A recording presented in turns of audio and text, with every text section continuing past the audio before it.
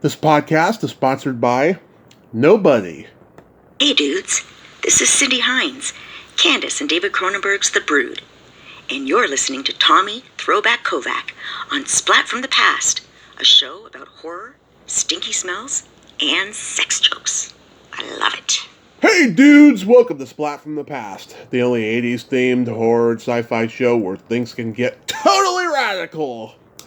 Now today I will be welcoming very talented Canadian actress and singer, and I'm talking about Lynne Deragon. Lynne Deragon played Nurse Louise in the 1977 David Cronenberg horror cult classic Rabid. She'll be my third guest from that movie. And she's done a lot of great work. She was in one of Jim Carrey's earliest roles, Rubberface, a Canadian TV movie he did back in the early 80s. She was in the sci-fi movie Replicator. She was in American Psycho 2, All-American Girl. She had a recurring role on Queer as Folk. She was in The Interpreter. And so much great stuff. And she's a singer, and I've listened to her music on SoundCloud. Oh my God, what a velvet voice she has.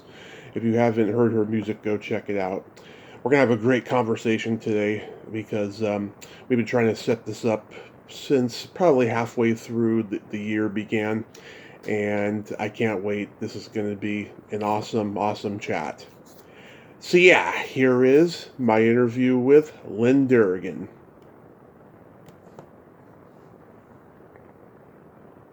Hello. Hi, Tommy. Hey, Lynn. Welcome to the show. How are you today? I'm very well, thanks. How are you doing? I am just spectacular. This is such a great honor. Thank you for taking the time today. That's fine. Glad to be. So, going back in time, did you gravitate toward acting early on in your childhood? Yeah, pretty early on.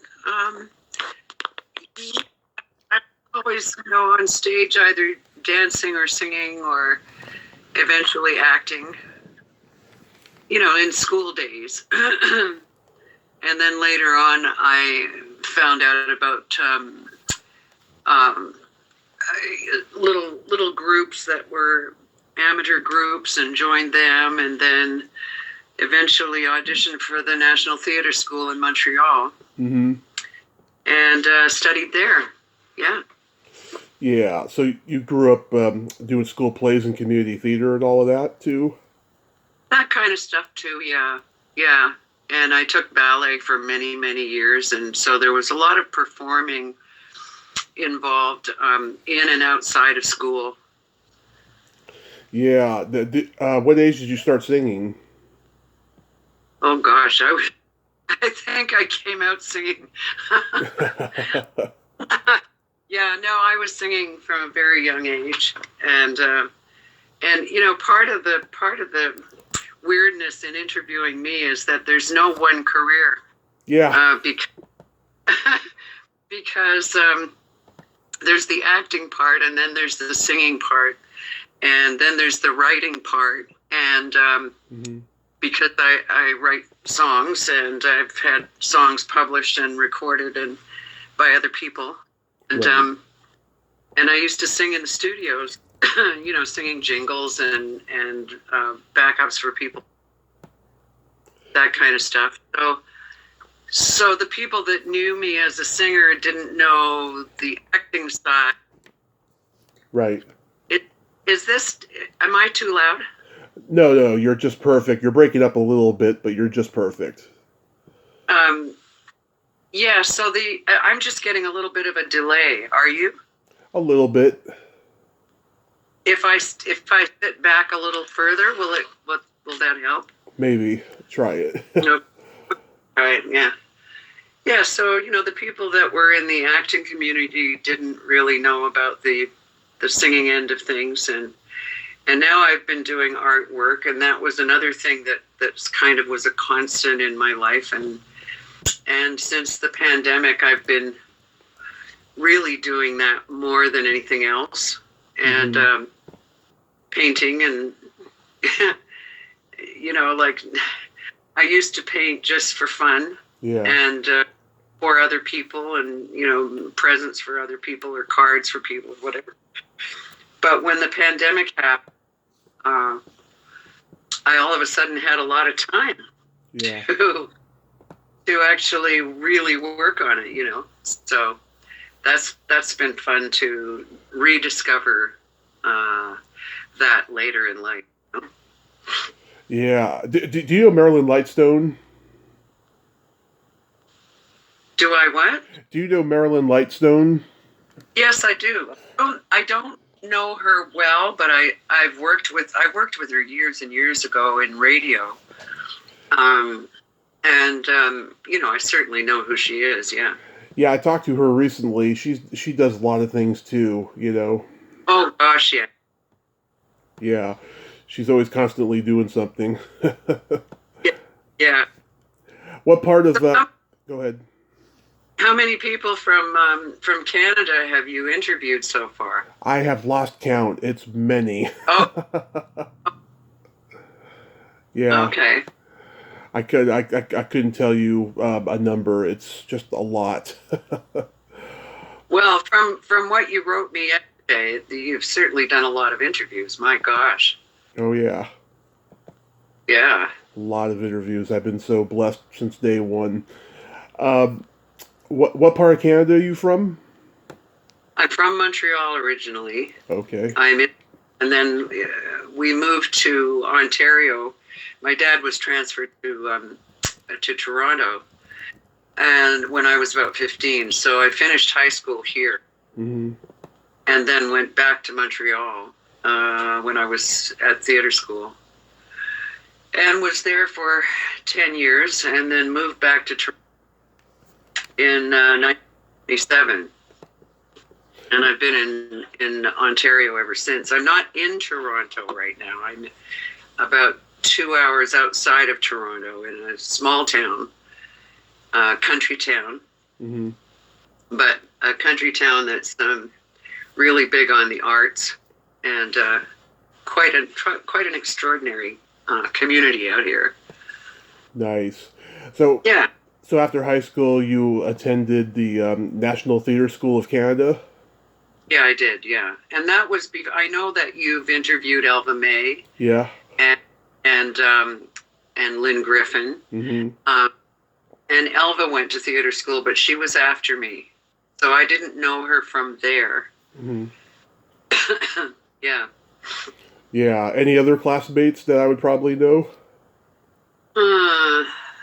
God. I don't know that you would. Sue Hogan, maybe, but that name's familiar. Yeah, she was Susan King at the time, but and then she married Michael Hogan, and she was in oh gosh, was it Night Heat? Probably, yeah. The series that she was in for a long time. I think it was in Night Heat. Mm-hmm. And she did a lot of television work and film work. But I don't think there's anybody that was in my year that you might know. I don't think so. Okay. So did you have a good time at that school? Did you learn a lot about acting there? Yeah, I had to quit in my third year because I got professional work and I needed the money. And I tried to work it so that I could still do this job that was offered to me and still finish, still graduate. But that wasn't possible, so that's the way that went. But yeah, I learned a lot. The school was going through kind of weird times then, as was the world, with the rise of everybody smoking dope and Vietnam. And things. Pardon me? Vietnam and all of that. Yeah, well, it was post that, but although that was still continuing, but yeah, there was that whole sort of explosion that happened with young people, and the power, all of that was going on, and so there were huge changes in the school in terms of the people that had been teaching there for years, teaching the classics and so on. Mm-hmm. Some of whom were some of Canada's absolute treasures, and were kind of booted out, and that was unfortunate, I think, in terms of training. But it was also a time before. I think now, I'm not sure about this, Tommy, but I think now they probably teach more of stuff that isn't totally theater, that would prepare you more for, say, auditioning for film or television, because it was quite insular in as far as preparing you for the theater, and not necessarily for what actually goes on, in film and television, which is a whole different animal. And so if you get out of theater school and you audition for film or television, it's just a totally different ball game.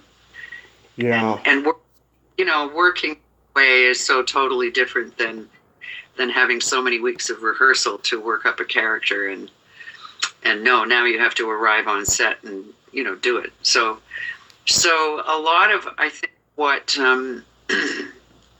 ended up happening was you got this fantastic grounding in theater itself, but then you had to go out in the world and go to the school of hard knocks. Yeah. Yeah, a lot of acting classes nowadays teach the on camera ready acting, which they should have been doing that a long time ago. But it's good that they do it now. Well, I think they probably do, and there are so many more schools now as well that are part of at least up here in Canada. I imagine in the States too, that they're academic schools, but they also have a bent toward theater, and I think they call it theater, but it's not just musical theater, although that's included, and they're heavily weighted in that regard to the art, and there were not very many of those places when I was coming up. National Theatre School was kind of it, Yeah. Any theater in those early years that stand out to you? No, actually, I was doing cabaret type theater to begin with. So it was kind of satire, satirical comedy. Mm-hmm. A lot of political satirical comedy, and that was my first that was the job I was offered to begin with, and so that was a bit, we ended up working at there was a restaurant in Montreal called Mother Martin's Restaurant, and it was quite a famous place there. You wouldn't have heard of it, but it was quite a famous place there, and they had reviews going on in there for years. And this one particular review had been going on for quite some time, and I replaced someone who was leaving. And it lasted for, we had, when we closed it down, it was because of the October crisis that happened in Montreal, and the military came in and everybody had to shut down and so on and so forth. We ended up going eventually to the Playboy Club in Montreal. And I think we did almost a year there. There were other acts too. In fact, one night we were in there, and before us was Tony Bennett, Oh, yeah. Extraordinary. Yeah. So there was that, and then Well, actually, I think the first film, though there was some television work out of Montreal, and then, the first film I ever did was Rabid. The first audition for a film was for Rabid. And so that would have been in 76, because it came out, I think, in 77. Right. Yeah, did you audition for Cronenberg? Oh, yeah. And so that was interesting. Yeah. That was a big deal in town. And what with Marilyn Chambers and all. Yeah. I didn't have with her, but she was very nice. Yeah, I've talked to Susan Roman, who played Mindy, and Vlasta Verena, who played the cop at the clinic. And Yeah. I like this movie a lot. Back then, horror was starting to emerge in Canada. Guys like Cronenberg and William Fruitt and Paul Lynch, they were all starting to make horror movies there. Right. But David Doe was truly unique because he was making social commentary, out of body horror films, and there really wasn't any body horror films at that time. Yeah. Yeah. Yeah, well, it was that film that allowed me to pay for the move to Toronto, actually, because I moved in 77, in the winter of 77. So I was very happy to. I had wanted to move to Toronto, and that was the ticket. It was great. I've heard working with Cronenberg is like working with an insurance salesman. He's very approachable and articulate. Yeah, he was. There was not really any fuss or muss, I mean, I didn't have an enormous part in it, but anything that I had to do, it was pretty straight ahead.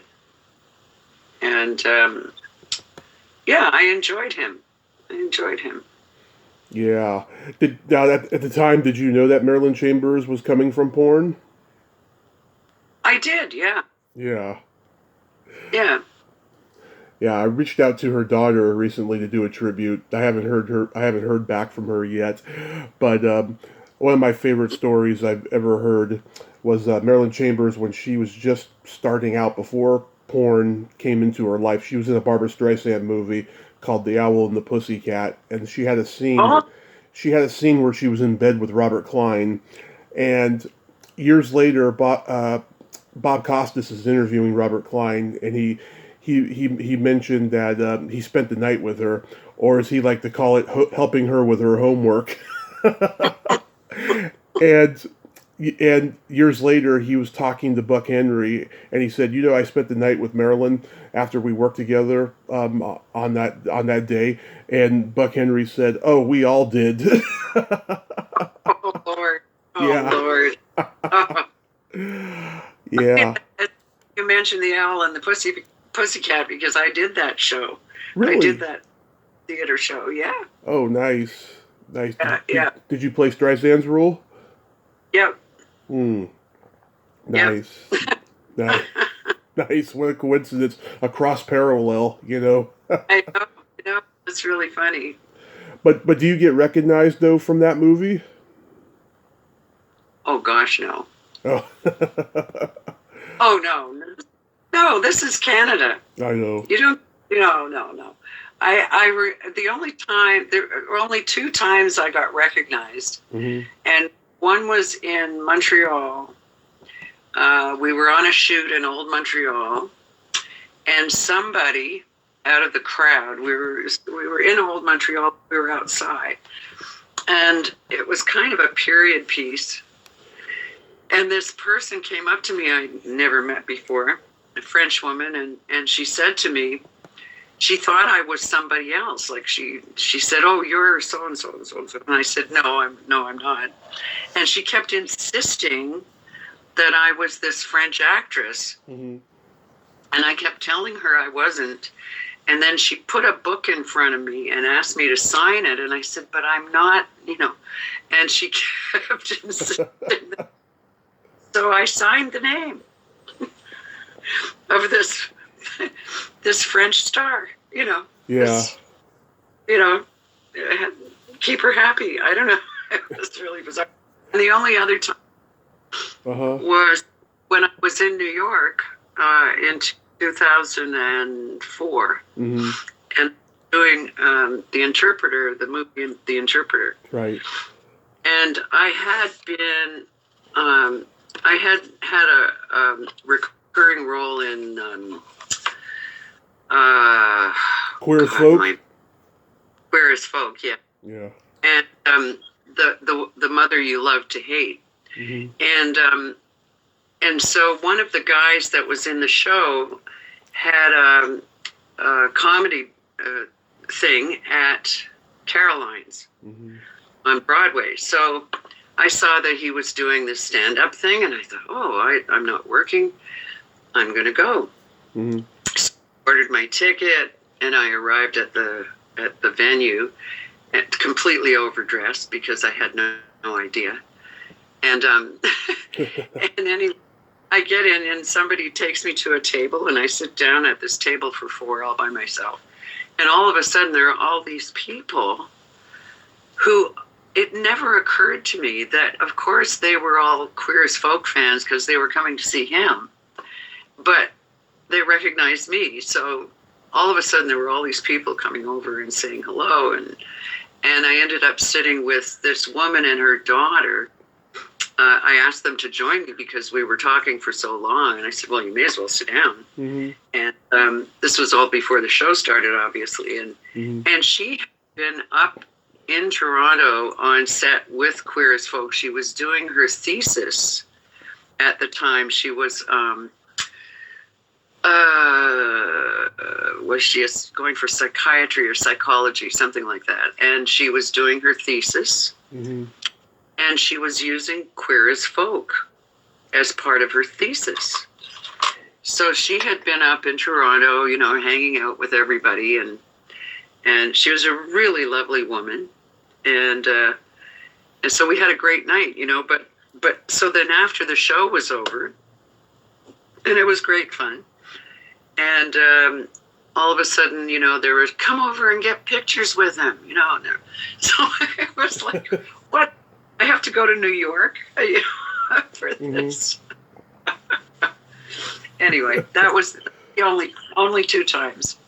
Wow. Yeah. A few years later, you were in one of Jim Carrey's earliest movies, Rubber Face. Oh my Lord, yes. Yeah, how was that experience? Did you ever see that? Oh, many times. When Jim Carrey first became popular, it came out on VHS here in the States. Oh my God. Yeah. Well, the very first time I didn't have any scenes with him in the film, but because I played the stand-up gal's mother. Yeah. And and so there was a rap party, and that was the first time I had actually met him. And he comes into the party, and he gets down on his knee. When he's introduced to me, he gets down on his knees and proposes marriage immediately. Yeah.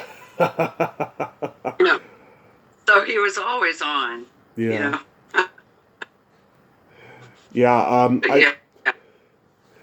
Yeah, I've talked to a couple other people who were in it. Helen Udy and Marla Lakovsky, very funny stand-up comedian from Canada. She actually, saw Jim at the height of his success in L.A. years later, and he remembered her. She got a great big hug from him. Oh yeah. Yeah. And you know who else was in? Anne Marie McDonald. Yep. And Anne, there's a new book out. I don't know if you're aware of Anne Marie, but she I know who she is. Actress, singer, and writer. She got a new book out now. She's just remembering that she was in that film. Yeah. Yeah, I could reach out to her. But that girl though, yeah, Ada Glossborg, her name was. This is her only credit on IMDb. Yeah. Like she didn't do anything else. But I found her on Facebook just recently. She lives in New York now. Oh, does she? Yeah, maybe I'll reach out to her too. Hmm. Yeah, I mean that was a big role for somebody who, I don't think she had any experience per se in film or in. I don't know if she'd had much experience at all in the business. Yeah, her chemistry with Jim was really good. I thought it was really cute. Yeah, yeah. I'm sure he was great to her. I'm sorry? I'm sure that he was great to her. Yeah. And, Yeah, I've never heard anything bad about Jim Carrey. no. You were in several episodes of a Canadian series called Street Legal. How was working on that? Oh gosh, yeah. Yeah. Yeah. Well, I started out as a lawyer and I had children and then I came back as a judge. What does that tell you about aging? Yeah. Yeah, because I kind of went out of the business for a while when I had my kids, and then tried to get back in, and yeah, and all of a sudden, oh yeah, you're not a lawyer anymore, you're a judge. Oh, street legal was fun. Mm-hmm. Street legal was a good time. I never saw it. You did a sci-fi movie called Replicator. Any memories of that? Well, yeah, I remember the audition because very, very well, because the character named Granby that I had to play, the description that you get in the script was like this ginormous woman, and big and tough and all this, and I'm not. and so I get to the audition, and you're thinking to yourself, oh God, I'm not right for this role. I'm not, but you're going to do your best anyway. And then in walks this woman who I look at her and I think, oh, her, that's who should, like physically, this woman is it, like she was an enormous woman and scary as hell. And so anyway, obviously I got the gig. But no, I enjoyed that. I enjoyed that, being tough and being a bit of a badass, and that was kind of fun. Yeah. How about did you work with Ned Beatty? Oh yeah. Yeah, he was a very nice man. I really enjoyed him. Yeah, he was so good. I can't believe he's gone now. I know, so many. Oh, David Hemblem was in this. We lost him recently. Oh, really? I didn't know that. Yeah. When? I think summer of last year, something like that. Gosh. Well, I guess I'm pretty out of touch. I didn't know that. Oh, yeah. Certain people, when they pass away, not many people know it, Yeah. Which is sad. Well, usually you know it on Facebook before you know it anywhere else, but I might have missed the day, Of course. Yeah. How about $1 Million Babies? Oh, that was a great experience. Yeah, how about it? It's an incredible story, first of all. Mm-hmm. An incredible Canadian story. And I loved being in Montreal for a while because I was living in Toronto at the time. And it was a good shooting experience, and everybody in it, I think, was, apart from dealing with babies, because, on set you're dealing with with babies who see their mothers on the sidelines and they want their mothers, and the little girls, I had to be mean to them. Mm-hmm. And I was concerned about that because I really I like kids. Yeah. But they were great. They were, they got it. They understood. And yeah, again, playing somebody who's not nice. I don't know why I get these roles. I can kind of see it. You sound very headstrong. You sound like you don't suffer any fools. I'm sure you got that intimidating factor to people. Yeah, well, maybe not in real life, but I mean, that's why you can do it in acting, because it's what you would like to do in real life, but really haven't had a chance to do. Yeah. Yeah, the people who play assholes are the nicest people, actually. Usually that's quite true. Mm-hmm. How about the absolute truth? Oh gosh, Jane Seymour. Yes. Well, speaking of babies, she had her twins there. They were little tiny babies then, and yeah, I mean, again, I didn't have a huge part in that, but it was a very pleasant experience. James Keach was a good director, and it was nice because my husband and I were both in it, and that's always a nice thing, when you can work. Although we weren't working together in it, but we were working in the same show, so that was kind of nice. Yeah, James Keach, good director. Yeah, yeah, and Bruce Greenwood, I like his acting a whole lot. Mm-hmm. Have you ever spoken with him? No. Yeah, he's quite a wonderful actor, actually. Mm-hmm. How about Due South? Oh, my favorite. One of my favorites. Really? Oh, yeah. Yes, because it was such a fun time, because he was so, I don't know, the feeling on the set, there was always a sense of play on the sets, and that came from Paul Gross. I mean, he had so much fun, and the Beau Star and all the regular people were just seemed like such a great family. I wasn't there all, obviously, but I had a nice little niche role, Yeah, I really enjoyed it because it kind of it was funny but real at the same time, and wasn't slapstick. It was just a little crazy, I like that a lot. Yeah. Then you go back to horror with American Psycho 2. Oh, yes. Yeah, that was fun, except that we were up all night. I remember we were supposed to be shooting at about 8 o'clock at night, and we didn't shoot till about 3 in the morning. Wow. So that was kind of, I do remember that.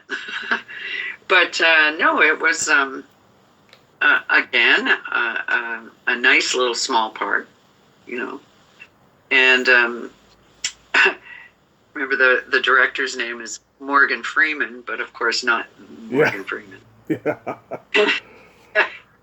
And Mila Kunis was great. I mean, she was very, very professional and, really on top of her game. It's not the greatest movie in the world, but, no. So go ahead. No, I wasn't saying anything. Go ahead. Oh, so you spent 8 hours just waiting around to shoot that scene? Wow. Yeah. So that's the part of film work that you don't, people don't realize. Yeah. Unless they're in it, is that there's a lot of waiting, and then you have to keep your game up somehow, so that when they do call you, you've got the goods. But sometimes it's a little, Yeah. I I can't imagine. I have great respect for people who do. I mean, I've never had to do like a huge lead role in anything other than in a play, but in film, to carry a film or to be a movie star and have to carry a film and be those two roles, like do your job as whatever you've been hired to play, plus be your star self, because you're being judged by both those things at all times. And the person who I actually observed to be phenomenal at that, pardon me, is Nicole Kidman, the interpreter. Like oh man, her game is so good, and she is so conscious of both those roles, and how she does that, I have no idea. She's just, I ended up having so much respect for her, because the weight must be you must be some kind of really enormous creative monster to be able to pull that off so well. And she does, and she treated everybody so beautifully, and she took care of the crew, and she took care of all of us, really. She would throw these parties, and she just made sure people were having a good time. That's good. Yeah. She was amazing. She was absolutely amazing. Yeah, what was that movie she did a couple of years ago where she's like unrecognizable? She's like a drug addict, drifter type, and she's like, yeah. I can't remember what the title of that. But yeah, she takes chances, with her career. Yeah. I think it was Destroyer, maybe. Oh, I think you're right. I think you might be right. Yes, it was Destroyer. Yeah. There was a great scene in there where she's visiting this guy in the hospital, and he won't give her any information unless he gets a hand job from her. And yeah. It was just so compelling, and very realistic looking the way they pulled that scene off, if you pardon the pun there. Yeah. Oh, no, I know. She's very brave. She's very brave. She is. I mean, you have to be married to Tom Cruise. Yeah, well, you have to be smart to get out of that, so. Exactly. So, going back to the Queer as Folk experience, so that was a good one? Yeah. Yes, I really enjoyed all the people that I worked with there, and yes, I wish there had been more, because that was it was sort of like due south in that, I never knew. I just get a call saying, okay, now you're going to be working next week, because it's a continuing role, but it's infrequent. And so you're part of it, but you're not at the same time, which is a wonderful thing in some ways, because you get to have a life as well. And I would have loved to have just just had recurring roles on a bunch of different things. Never mind the role. Yeah, depending on if it was shot in Canada or anything. Yeah, well, yeah, there was a time when I really enjoyed my time in New York, because I was there. We were shooting the interpreter, the stuff that I was involved with, because I was the American ambassador. And so everything was at, oh God, my brain just went poof. What do you call it with all the flags? The United Nations, for heaven's sake. United Nations. See what I tell you? My brain just went poof. Yeah. So, and it was the first time they had ever been able to to actually shoot inside that particular building. They were going to do that movie up here. And they had already started making sets and everything up here. That's why all the Canadian people had auditioned for it. Mm-hmm. For smaller roles.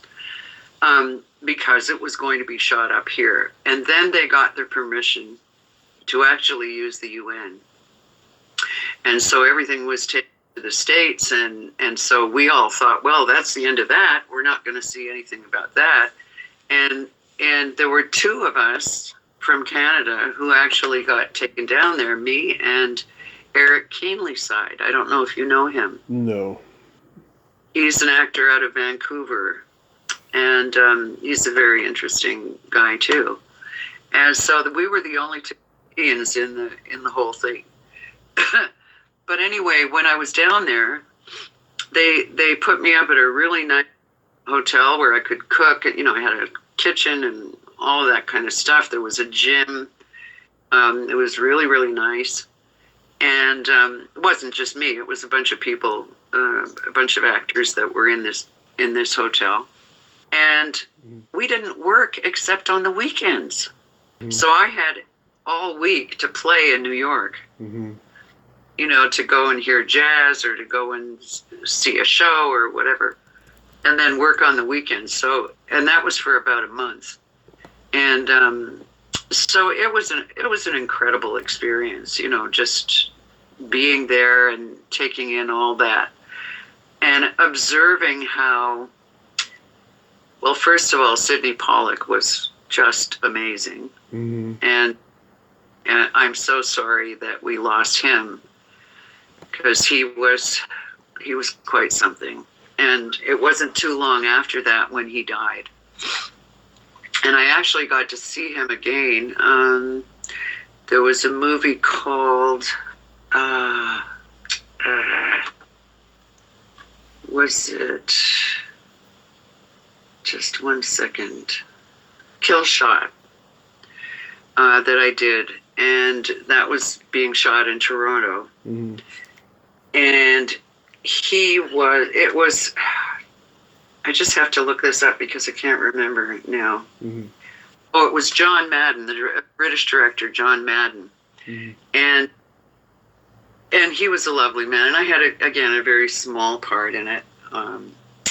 And so I went to do my scene, and I really bad cold that day. Mm-hmm. So I was trying to keep away from everybody. And all of a sudden I look across the street from this house where we were shooting, and I see Sidney Pollack. Mm-hmm. And he sees me, and he comes, this was after the interpreter, and he comes running over. And I said, no, don't, I'm sick. Don't come near me. So he lifts me up over his shoulder. And of course there are nobody had cell phones, and nobody's taking a picture of that. But he was helping out John Madden with that particular show. And then I think it was that same year, which would have been 2008. I think that was the same year that he died. So I was glad to have their time. Yeah. It was Yeah, working with Sidney Pollack, that's got to be the biggest highlight of your career. I mean, he did so many great movies. It really was. And also to see how crazy things are.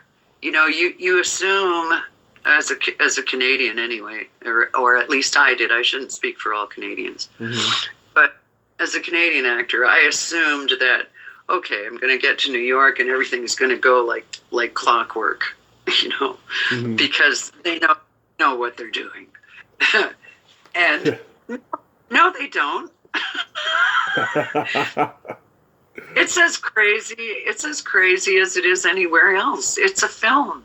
Mm-hmm. And everybody's trying to do their best, and everybody, things happen, and people get angry with one another, and there's all kinds of it's just normal. And why I would think any different. I kind of laughed at myself. I was like, well, of course, just because it's Sidney Pollack doesn't mean that there aren't going to be problems, Mm-hmm. But that was a really good experience, learning experience in many, many ways, because it educated me to be able to observe some of these real high rollers playing, Yeah. and be with them and see what it actually takes to be in that business at that level and be right next to it, and be involved with it and be treated. And this I'm telling you from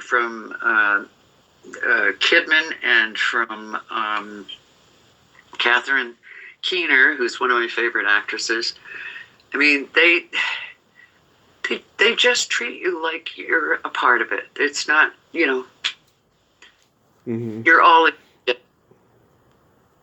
So that was amazing experience. I forgot to ask, when you did Queer as Folk, how was working with Sharon Gless? Oh, it was great. It was great. I wished I had more of a chance to work with her, because a lot of her stuff, was not with me. We did have a little, but I just remember one time I mentioned, so I don't know, we were sitting in a car waiting to go somewhere, and I mentioned something that she'd done. Yeah. And that had just been on, and I said, "Oh, did you see blah blah blah?" And she said, "Oh, I never watch anything I've done. Yeah. Never." And she doesn't. Yeah. She said I would freak out if I saw myself, which I thought was interesting. Yeah, I might be talking to her soon. She came out with a memoir end of last year, and I was competing with like 100 different interviewers, so I may be getting her for the second edition that she has coming out soon. Oh, second edition. Yeah. Wow. So I'm excited. I'm a huge Cagney and Lacey fan, so we shall see. Oh yeah. Tell me. Sorry? Can I ask you something? As long as it's not too personal, go ahead. No. It's not personal. Go ahead. Have you ever heard of a movie called Blood and Donuts? No. Okay, I'm going to give you this one for free.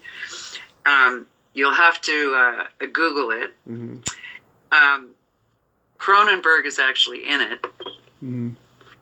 So is Frank Moore. Okay. So is Justin Lewis. Okay. Do you know? No. It's the quirkiest vampire movie you've ever seen. Okay. It's a very quick. I know you like film so much, so I love vampire movies, and I just did a podcast about vampire movies the other night, so... Anyway, you should check it out. Or I can send you a link. I mean, I think you can actually even probably watch it online. Yeah. It was done here in Canada, but it's really outside. Awesome. Yeah. I think you might get a kick out of it. And the other thing I wanted to ask you, Mm-hmm. because you're into horror, Mm-hmm. do you know about have you ever been into radio horror? Radio horror? I mean, I've listened to different shows that are like reading ghost stories or stuff like that, but no, it's not really generally my thing. No, I just wondered that there was a CBC show. CBC is our national broadcaster, Right. and CBC used to do a show called Nightfall. Uh-huh. And actually, Alva May was one of the actresses. She and I both did that show many times, Mm-hmm. and they're now being rebroadcast on the BBC, which has there's also a Facebook page, and there's been a Facebook page for years where you can hear some of these things, and they're really fun. Anyway, I thought I would just tell you about them. those two things. Oh, I appreciate that. Yeah, I love horror so much. So, But go ahead. well, if you do see Blood and Donuts, let me know. I know that it's not everyone's cup of tea. Yeah. But I love it. I just think it's so silly and so wonderful. And so I've never seen a vampire played like this ever. And I don't think it ever has been played like this. It's very, very cool. Awesome. How did you get to be the female cutout in the company? Oh gosh, I don't know. I guess I for it, and I think at the time, they were looking for that sort of Eastern European accent, and not everyone can. So I guess I got the role that way. And I'm doing quite a lot of roles with accents, Mm-hmm. with Eastern European type accent or something, Mm-hmm. Yeah. So I know you've been going through health issues and so forth. Are you mostly retired from acting now? Well, the pandemic certainly took its toll that way, and also the health issues. I don't know. I don't know what's happening that way anymore. I'm just trying to paint now, and I've been having some wonderful luck, with commissions and actually selling work. And the hardest part is trying to monetize your own stuff. Mm-hmm. Trying to get it in order, and I think in terms of artwork anyway, framing is the most expensive thing. But yeah, having your art for sale is it's a whole business in itself that I have to figure out. Mm-hmm. And like I say, I've had some tremendous luck with it, and I would like to pursue that. I don't know that I want to do much acting anymore. Mm-hmm. I don't know. It's a weird. I'm 75 years old now. I don't know in terms of what's available for me out there. It's not like I once had such a burning career that people know my name and they want to see me old. You know what I mean? Yeah.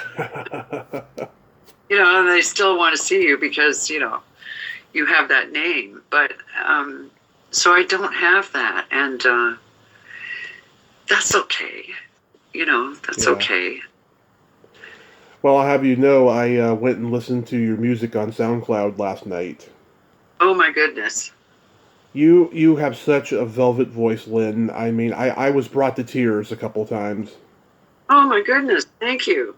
I've forgotten what's even on there. Oh, yeah. Time Flies, that one brought tears to my eye. Days Gone By, which had a jazz feel to it. Quiet Miracle, Child Eyes, those were all beautiful songs. Oh, thank you. Thank you so much. That warms my heart. It really does. Absolutely. It's funny, the Time Flies one was recorded on my iPad. Mm-hmm. Like there's no high tech nothing, Mm-hmm. And I'm sure it sounds that way. But no, I wrote that for my granddaughter, because when my granddaughter was born in 2018, that was such a huge event. I never thought I'd even have a grandchild. I wasn't one of those, I have to have a grandchild, one of those women. I didn't think about it. And then when my eldest daughter was pregnant, I was like, I'm gonna have a grandchild, And he is just this is somebody who's going to be in the business somehow. I can't even believe it, Tommy. I can't believe this child at 4 years old. Yeah. It is like she knows already. Yeah. She knows, Mm-hmm. I don't know how she knows, but she knows. But she's going to be a very musical child. Both her parents are musicians. And, anyway, when he was an infant, I wrote that song for her. So someday she will hear it, maybe after I'm gone, who knows. Yeah. But thank you so much for listening to that. I really appreciate it. Oh, of course. Yeah. I mean, if I find out someone's a musician, I look for their music. I didn't do that very much in the early days of the podcast because I was so busy at that time that I was just rushing. But now I actually take the time. So, That's lovely. Yeah, it feels really rewarding. I'll tell you. Oh, good. So what do you write? What do I write? You mean musically? Yeah, or you mentioned earlier that you write as well. Have you written a book? Oh, no. Oh, okay. No. I mostly my writing has been musical, with lyrics. And I've written in French and English, and I've written lyrics for other people, for other people's music, and what was the one you said? Well, gosh, one of the tunes you listened to, the music was by Don Thompson, who is he's probably really well known in the States. So that was his music I put lyrics to. And the other one, A Child Eyes, was written by a friend of mine. The music was written by a friend of mine, Doug Riley, who passed away 13 years ago. And he was my friend for 50 years. And he was, again, in the industry, really, really well known in the music business. Ray Charles wanted him to go on the road with him. I mean, this guy was something else. Anyway, he wrote that, and he asked me to write lyrics to Child Eyes. And he had written that. Do you mind me telling you this? Oh, no, go right ahead. Okay, so he called me up, and he had written this tune for Bill Evans. Bill Evans was one of his big heroes. Oh, and, the Bill Evans trio. Yeah. And he knew Bill. And he had taken me in Toronto to see Bill. This must have been in the somewhere 70s. And the venue was really intimate. It was an incredible night, and I got to see Bill Evans play, and it was just magic.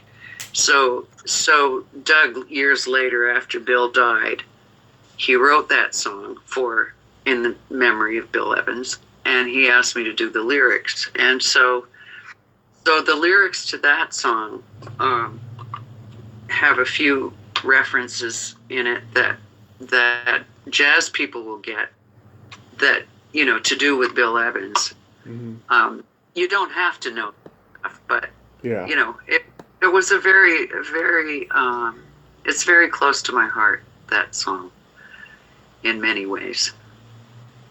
Nice. Yeah. So you don't have anything upcoming that you'd like to mention? I don't really. I mean, I'm just trying to get my physical self together, and more and more I'm working out, and I'm trying to get back to doing artwork on a bigger scale than I was before. And in the summer, it's very difficult because there's so much stuff to do outside our place. So I don't get much painting done in the summer, but in the fall and the winter, when you can't be outside as much, I have to get my studio together, and that's where I am right now. And I'm looking around and going, oh my gosh, I got to organize this place. What about you? Are you doing any stand-up, or? I quit doing stand-up 4 years ago. I just got tired of the backstage bullying and politics and all that crap. But, I write jokes all the time. I tell jokes on the podcast.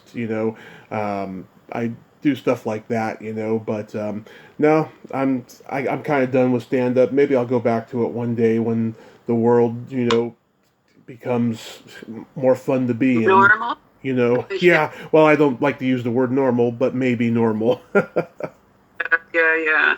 You know who I love is Gary Goldman. Oh yeah, he's good. Do you love Gary Goldman? I can't get enough of him.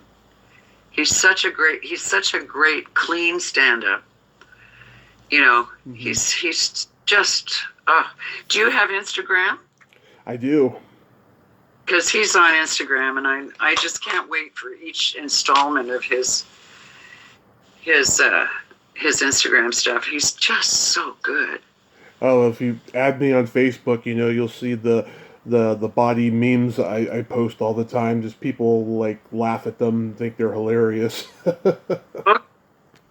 I'm on Instagram too. I'll give you a follow. And do you have a special handle, or is it just your name? Tommy Kovac 3. Okay. Yeah, I post a lot of them on there too, and they get pretty big laughs. I decided I wanted to use my Instagram for humor and stuff, because I didn't really have anything else to post on there. Because I'm not one of those people who takes selfies every day and all of that, Yeah. I don't. Actually, I had a picture of myself when I first joined Instagram. Mm-hmm. And mostly I was joining Instagram to put my art up there. And I've met so many fantastic artists, like a lot of them in LA and a lot of them around the world through that. Mm-hmm. But I wasn't even going to join Instagram, but my nephew said, no, you got to put your art up there. And so I did. And I had put my picture at first. And then I started getting all these creeps, Yeah. Saying, hi, how are you, hon? And, stuff like that. And I thought, okay, so I'm not going to use my picture. And I'm not a young person. Like, who are these people? But I get it. I like older women. Yeah, but, this is not just liking older women. This is like creep time, Yeah, they're out there. Since I took it off, I don't get those anymore, which is wonderful. That's good. Yeah. That's good. So real quick, we got to play my Secret Silly game. This is a series of silly slumber party questions. No win or lose. It's just pure benign fun. And how the game works is I ask you the question, you answer it, then you ask me that exact same question, I answer it. And feel free to comment on the answers because they'll be funny. Okay. This is making me nervous now. It's fun. All right. I've played it with Elva May, and I've played it with Lynn, and so many others. Lynn, are you ticklish? But of course.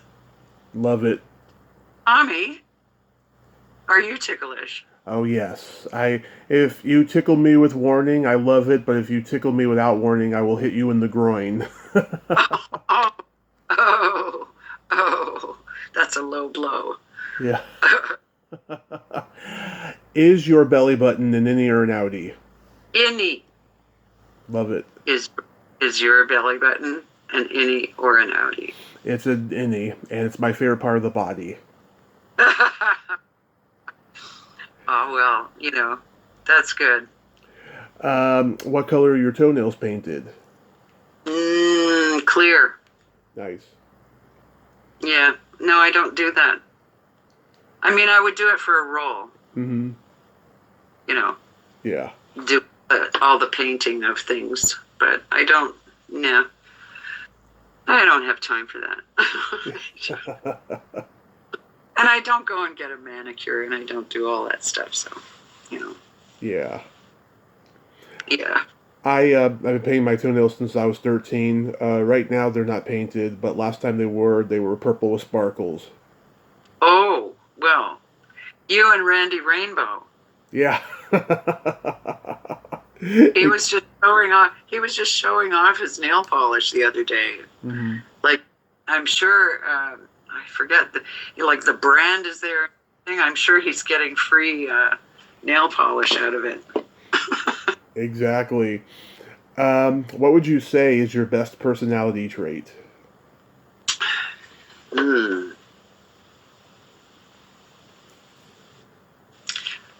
I think I'm kind. You are very kind. I think so. I try to be. I like it. What about yours? I have empathy and I have no filter. It's a really good balance. Oh my gosh. Empathy with no filter. Wow. Mm-hmm. That's I have to think about that. Well, I'm a Gemini. Oh, okay, that explains everything. Yeah. Capricorn, so, you know. Mm-hmm. My hooves are on the ground. Yeah. And then my favorite question is there a stinky smell that just makes you gag?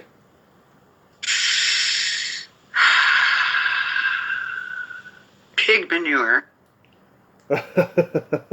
I take it you've lived on a farm. Or close by. Yeah. Mm-hmm. What about you? It's either farts or feet.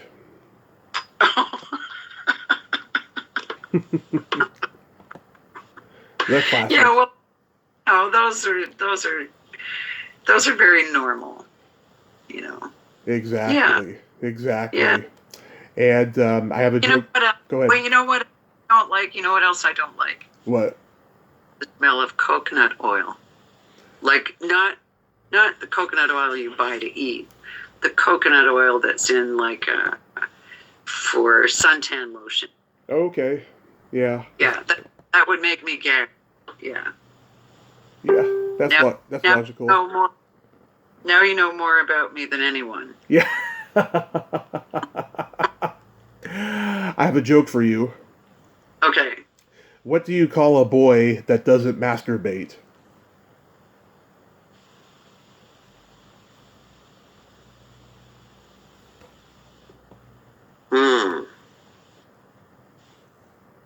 Dead, I would imagine. A liar. Okay. Close. I don't have a joke for you. It's okay. It's okay. Oh, what was I supposed to? Oh, not at all. No, no, no. I just I have a Rolodex of jokes in my brain. I know so many. I'm just trying to think. I do have one. Wait a minute.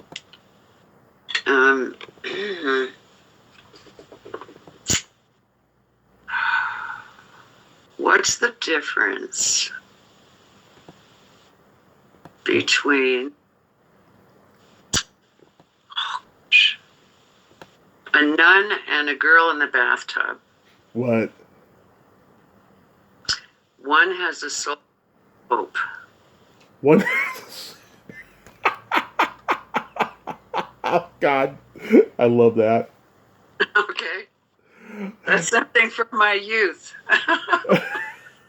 You know the difference between a golf ball and a G-spot? I hope I do. A man rather spend 20 minutes looking for a golf ball. Okay. Lynn, thank you so much for coming on today. I'm glad we finally did this. Okay. Well, that was fun. Yes, and I wish you nothing but the best. Glad that you have your granddaughter and that you're enjoying the later years. I hope someone, though, comes out of the woodwork and asks you to do at least one more good role because you are awesome. Oh, thank you Thank you. I appreciate that. Yes, you have yourself a great day. Be safe out there, and I'll watch that Blood and Donuts. Yeah, please do. No, send me a message. Let me know. I'd love to hear what you think. Okay. Okay. You have a great day. Bye-bye. Okay, you too. Bye-bye. Well, there you have it. Lynne Deragon. Ain't she a sweetheart? Wow, that was a great conversation, even though there was technical difficulties on Facebook Messenger. But, it was great, don't you think? I mean, it wasn't, horrible sounding. I mean, we got our coherent sentences in. you know.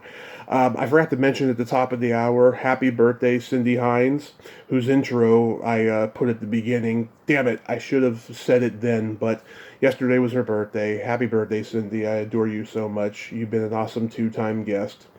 And rest in peace to one of the inventors and forefathers of rock and roll, Jerry Lee Lewis. Sure, he married his cousin, but he was one of the inventors of rock and roll, so rest in peace, sir. Well, until next time, this is Tommy Throwback Kovac saying there's no shame in living in the past, because the present sucks. Later, dudes.